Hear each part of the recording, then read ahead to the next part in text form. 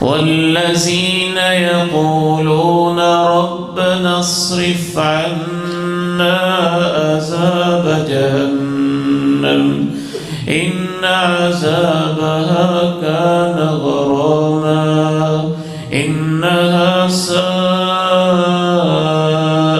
مستقرا ومقاما۔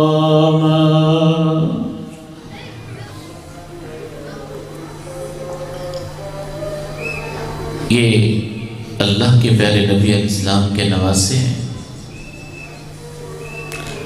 رب تعالیٰ کے پاس جا رہے ہیں، آنسو بہہ رہے ہیں، روئی جا رہے ہیں۔ پاس بیٹھنے والے کہتے ہیں آپ کو کس بات کا غم ہے؟ اللہ کے پیارے نبی وہاں آپ کے استقبال میں آپ سے پہلے وہاں پہنچے ہوئے، آپ کی ماما جنت خواتین کی شہزادی سردار سیدۃ نساء اہل الجنہ وہ بھی وہاں موجود۔ 12 مرتبہ آپ نے پیدل چل کے حج کیا، اتنی دلاسے دینے کے باوجود الرحمن کے بندے ڈر میں رہتے ہیں، میں نہیں جانتا میرا انجام کیا ہوگا۔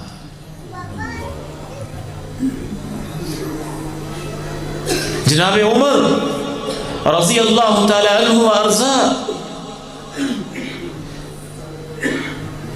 40 لاکھ مربع کلومیٹر کے اوپر اسلام کے پھریرا اور جھنڈا لہرانے والے رب کے پاس جا رہے ہیں اور اپنے بیٹے سے کہتے ہیں بیٹا جاؤ، میری زندگی کا سب سے بڑا کام، سب سے میرا آخری اور اہم کام یہ ہے، ماں جی عائشہ سے کہو خطاب کا بیٹا عمر دنیا سے جا رہا ہے، ماں جی وہ چاہتا ہے کہ تمہارے گھر میں اللہ کے پیغمبر اور صدیق کے قدموں میں اس کو لیٹنے کے لیے جگہ مل جائے۔ ماں جی نے کہا یہاں میں دفن ہونا چاہتی تھی، لیکن آج میں اپنے اوپر عمر کو ترجیح دے دیتی ہوں۔ میں کبھی کہا کرتا ہوں کہ شاید یہ اسلامی تاریخ کا سب سے بڑا اظہار ہے،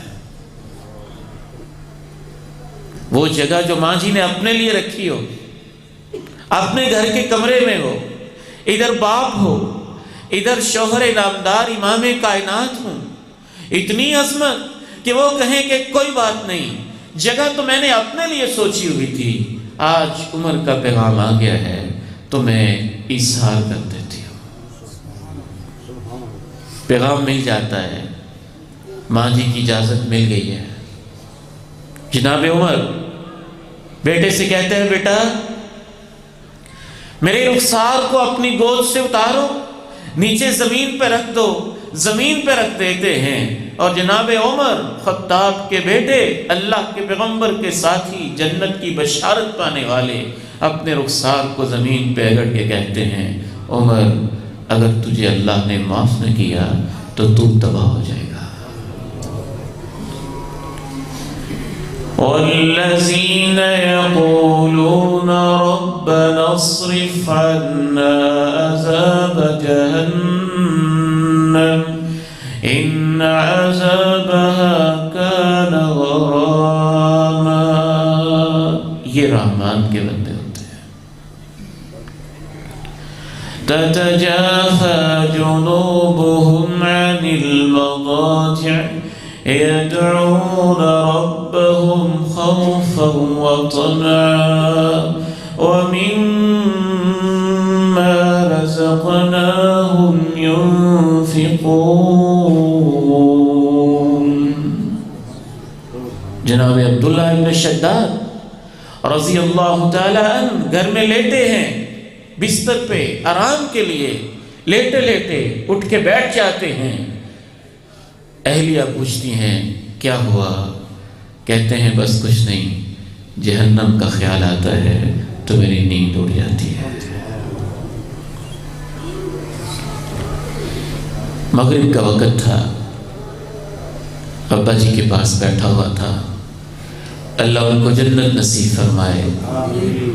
یوں کہا بیٹے اپنا ہاتھ کرو، ہاتھ قریب کیا، اپنے دونوں ہاتھوں میں میرا ہاتھ رکھا، کہنے لگے محسن بیٹے اندھیرا ہے.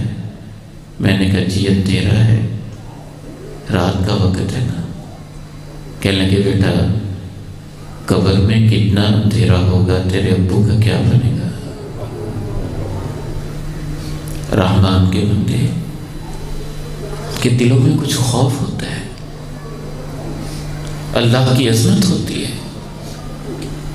اللہ کا جلال ہوتا ہے، اللہ کی کبریائی کا احساس ہوتا ہے کہ رب کے سامنے جانا ہے، خطائیں ہیں، پتہ نہیں کیا بنے گا.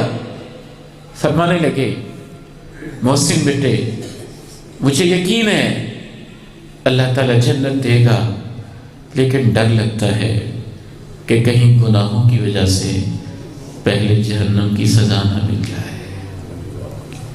جنت میں جانے کا مزہ تب ہے کہ اللہ جہنم سے بچا کے جنت میں داخل کرے،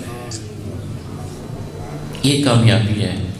اور رحمان کے بندوں کی یہ سوچ ہوتی ہے فَمَن زُحْزِحَ عَنِ النَّارِ وَأُدْخِلَ الْجَنَّةَ فَقَدْ فَازَ وَمَا الْحَيَاةُ الدُّنْيَا إِلَّا مَتَاعُ الْغُرُورِ. جو آگ سے بچا لیا گیا اور جنت میں داخل کر لیا گیا وہ کامیاب ہوا ہے. دنیا کی زندگی تو دھوکے کے سوا کچھ نہیں.